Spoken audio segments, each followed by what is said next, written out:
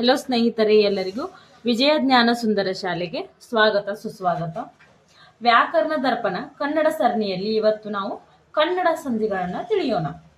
SSLC, KPSC, KEA, GPSTR, HSTR ಎಕ್ಸಾಮ್ಗಳಿಗೆ Kannada ಸಂಧಿಗಳು ಟಾಪಿಕ್ನಲ್ಲಿ 1 ಅಥವಾ 2 ಕ್ವಶನ್ಗಳು ಬಂದೇ ಬರ್ತವೆ. ಹಾಗಾಗಿ ಎಲ್ಲರೂ ನೋಟ್ಸ್ ಮಾಡ್ಕೊಳ್ತಾ ಹೋಗಿ. ಹಾಗಾದ್ರೆ ನನ್ನ ಕ್ಲಾಸ್ ಇಷ್ಟ ಆದರೆ ಸಬ್ಸ್ಕ್ರೈಬ್ ಮಾಡಿ ಹಾಗೂ ಲೈಕ್ ಮಾಡಿ. ಈಗ ನಾವು ಕನ್ನಡ ಸಂಧಿಗಳನ್ನ ನೋಡೋಣ.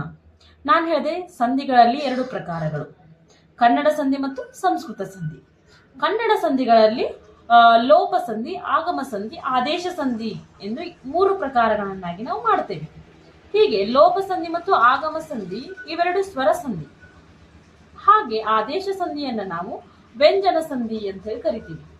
ಯಾಕಂತಂದ್ರೆ ಇಲ್ಲಿ ಲೋಪ ಸಂಧಿ ಮತ್ತು ಆಗಮ ಸಂಧಿಯಲ್ಲಿ ಸ್ವರಗಳು ಬರುವುದರಿಂದ ಇಲ್ಲಿ ನಾವು ಸ್ವರ ಸಂಧಿ ಅಂತ ಹೇಳಿ ಕರಿತೀವಿ. ಇಲ್ಲಿ ವ್ಯಂಜನ ಬರುವುದರಿಂದ ನಾವು ಇದನ್ನ ವ್ಯಂಜನ ಸಂಧಿ ಅಂತ ಹೇಳಿ ಕರಿತೀವಿ. ಈಗ ನಾವು ಒಂದೊಂದು ಸಂಧಿಯನ್ನ ಏನ್ ನೋಡ್ತಾ ಹೋಗ್ತೀವಿ ಅವಾಗ ನಿಮ್ಗೆ ಸ್ವರ ಸಂಧಿ ಯಾವುದು ಹಾಗೆ ವ್ಯಂಜನ ಸಂಧಿ ಯಾವುದು ಅಂತ ಹೇಳಿ ಗೊತ್ತಾಗಿ ಆಗ್ತದೆ. ಫಸ್ಟ್ ಆಗಿ ನಾವು ಲೋಪ ಸಂಧಿ ಅಂತ ಹೇಳಿ ನೋಡೋಣ. ಈಗ ಸ್ವರದ ಮುಂದೆ ಸ್ವರವು ಬಂದು ಸಂಧಿಯಾಗುವಾಗ ಪೂರ್ವ ಪದದ ಕೊನೆಯ ಸ್ವರವು ಅಥವಾ ಅಕ್ಷರವು ಇಲ್ಲಿ ಬಿಟ್ಟು ಹೋದರೆ ಅದನ್ನ ಲೋಪ ಸಂಧಿ ಎಂದು ಕರೆಯುತ್ತೇವೆ. ನೋಡ್ರಿ, ಸ್ವರದ ಮುಂದೆ ಸ್ವರವು ಬರಬೇಕು.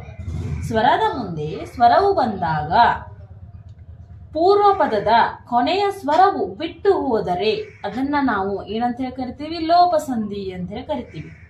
ನೋಡ್ರಿ, ಉದಾಹರಣೆಯನ್ನ ಹೇಳಿದಾಗ ಸಂಪೂರ್ಣವಾಗಿ ನಮ್ಗೆ ಇಲ್ಲಿ ತಿಳಿತಾ ಹೋಗ್ತದೆ. ಸಂಧಿಗಳಲ್ಲಿ ನಾವು ಉದಾಹರಣೆಯನ್ನ ಗಮನಿಸಬೇಕು. ವಾಕ್ಯ ತಿಳಿದೇ ಇದ್ರೂ ನಮಗ ಉದಾಹರಣೆಯಲ್ಲಿ ಖಂಡಿತವಾಗಿ ಸುವಿಸ್ತಾರವಾಗಿ ಅರ್ಥ ಆಗೋದಂದ್ರೆ ಉದಾಹರಣೆ. ನಮ್ಗೆ ಸಂಧಿಯಲ್ಲಿ ಯಾವಾಗೂ ನಾವು ಸಂಧಿಯನ್ನ ಉದಾಹರಣೆ ಸಹಿತವಾಗಿ ಕಲಿಯಬೇಕು. ಆದ್ರಿಂದ ಹಣದ ಪ್ಲಸ್ ಆಸೆ, ಹಣದಾಸೆ. ಹಣದಾಸೆಯನ್ನ ಬಿಡಿಸ್ಬರ್ದಾಗ ಅದೇನಾಗ್ತದೆ ಅಂತಂದ್ರೆ ಹಣದ ಪ್ಲಸ್ ಆಸೆ. ಇದು ಯಾವ ಪದ? ಇದು ಪೂರ್ವ ಪದ. ಇದು ಉತ್ತರ ಪದ. ಪೂರ್ವ ಪದದ ಕೊನೆಯ ಅಕ್ಷರದಲ್ಲಿ ಏನಿದೆ? ದ ಇದೆ. ಹಾಗಾದ್ರೆ ದ ಪ್ಲಸ್ ಅ ಕೂಡಿ ಏನಾಗಿರ್ತದೆ? ದ ಆಗಿರ್ತದೆ. ಹಾಗಾದ್ರೆ ನಾನು ಸ್ವರ ತಗೊಳ್ತೀನಿ ಅ. ಹಾಗಾಗಿ ಉತ್ತರ ಪದದ ಮೊದಲನೇ ಅಕ್ಷರದಲ್ಲಿ ಏನಿದೆ? ಆ ಇದೆ. ಏನಿದೆ ಅದನ್ನೇ ತಗೊಳ್ಬೇಕು, ಆ. ಹೀಗೆ ಸ್ವರದ ಮುಂದೆ ಸ್ವರವು ಬಂದಾಯಿತು. ಹಾಗಾದ್ರೆ ಸಂಧಿಯಾಗುವಾಗ ಇದು ಉತ್ತರ ಪದ ಏನಿದೆಯಲ್ಲ ಅದರ ಸ್ವರ ಅಥವಾ ಅಕ್ಷರ, ಸ್ವರಾಕ್ಷರ ಇದನ್ನು ಏನಾದ್ರೂ ಬಿಟ್ಟು ಹೋದ್ರೆ ಅದನ್ನ ನಾವೇನಂತ ಹೇಳಿ ಕರಿತೀವಿ? ಲೋಪ ಸಂಧಿ ಅಂತ ಹೇಳಿ ಕರಿತೀವಿ.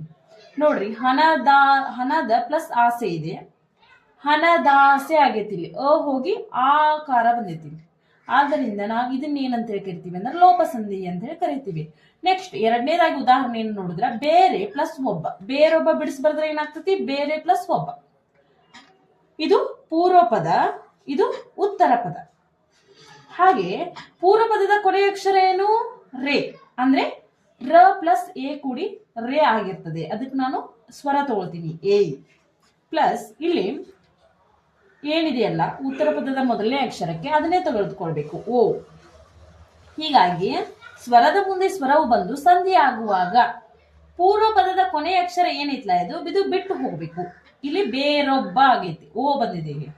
ಆದ್ದರಿಂದ ಎ ಬಿಟ್ಟು ಹೋಗಿ ಓ ಬಂದಿದೆ. ಬೇರೆ ಇದ್ದಿದ್ದು ಬೇರೊಬ್ಬ ಆಗೈತಿ, ರೋ ಆಗೈತಿ. ಹಾಗೆ ಇದನ್ನ ನಾವೇನಂತ ಹೇಳಿ ಕರಿತೀವಿ ಅಂತಂದ್ರ ಲೋಪ ಸಂಧಿ ಅಂತ ಹೇಳಿ ಕರಿತೀವಿ. ನೆಕ್ಸ್ಟ್ ದೇವರು ಪ್ಲಸ್ ಇಂದ, ದೇವರಿಂದ. ಹಾಗಾದ್ರೆ ಪೂರ್ವ ಪದದ ಕೊನೆ ಅಕ್ಷರದಲ್ಲಿ ಏನಿದೆ? ರು ಇದೆ. ರ ಪ್ಲಸ್ ಉ ಆಗಿನಾಗಿರ್ತದೆ, ರು ಆಗಿರ್ತದೆ. ಆದ್ದರಿಂದ ನಾನಿಲ್ಲಿ ಉ ತೆಗೆದುಕೊಳ್ತೀನಿ. ಇಲ್ಲಿ ಉತ್ತರ ಪದದ ಮೊದಲನೇ ಅಕ್ಷರದಲ್ಲಿ ಏನಿದೆಯಲ್ಲ ಅದನ್ನೇ ತಗೊಳ್ಬೇಕು. ವ್ಯಂಜನ ಇದ್ರೆ ವ್ಯಂಜನ ತಗೊಳ್ಬೇಕು. ಹಾಗಾದ್ರೆ ಸ್ವರ ಇದ್ರೆ ಸ್ವರ ತೆಗೆದುಕೊಳ್ಬೇಕು. ಈ ಇದೆ, ಈ ತೆಗೆದುಕೊಳ್ತೀನಿ.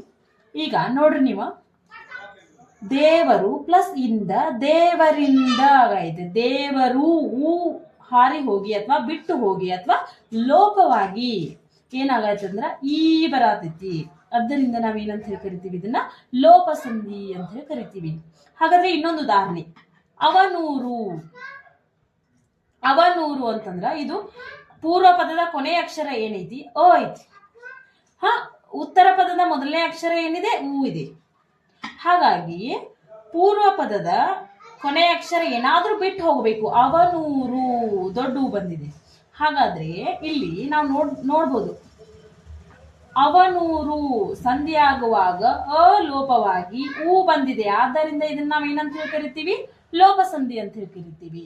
ಹಾಗಾದ್ರೆ ಇದನ್ನ ಸ್ವರದ ಮುಂದೆ ಸ್ವರವು ಬಂದಿರೋದ್ರಿಂದ ಇದನ್ನ ನಾವ್ ಏನಂತ ಹೇಳಿ ಕರಿತೀವಿ ಅಂತಂದ್ರ ಸ್ವರ ಸಂಧಿ ಅಂತ ಹೇಳಿ ಕೂಡ ನಾವು ಕರಿತೀವಿ. ನೋಡಿ, ಸ್ವರದ ಮುಂದೆ ಸ್ವರ ಬಂದಿದೆಯಲ್ಲ, ಆದ್ರಿಂದ ಇದನ್ನ ನಾವ್ ಏನಂತ ಹೇಳಿ ಕರಿತೀವಿ? ಸ್ವರ ಸಂಧಿ ಅಂತ ಹೇಳಿ ಕರಿತೀವಿ. ಹಾಗಾದ್ರೆ ಎಲ್ಲರಿಗೂ ಧನ್ಯವಾದಗಳು. ನೆಕ್ಸ್ಟ್ ಆಗಮ ಸಂಧಿಯನ್ನ ನೋಡೋಣ.